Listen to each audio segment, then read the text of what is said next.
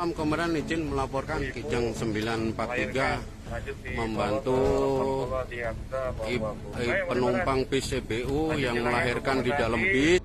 Ayu Yuliani, 21, wanita hamil yang melahirkan dalam bus antar kota antar provinsi, AKAP, CBU pada Selasa, tanggal 13 Juli tahun 2021, kini menjalani perawatan di RSAD Aksa, Kecamatan Cipayung, Jakarta Timur.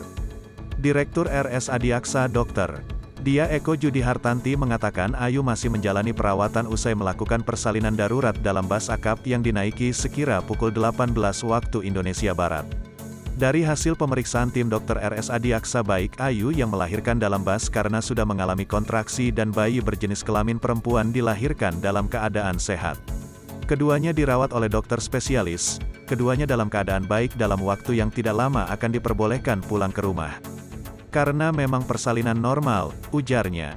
Dia menuturkan penanganan medis sudah diberikan jajarannya sejak mendapat laporan dari anggota patroli jalan raya, PJR, Ditlantas Polda Metro Jaya terkait kondisi Ayu. Sebelumnya, Kasat PJR Ditlantas Polda Metro Jaya Kompol Sutikno mengatakan jajarannya mendapat laporan terkait kondisi darurat Ayu yang mengalami kontraksi hendak melahirkan.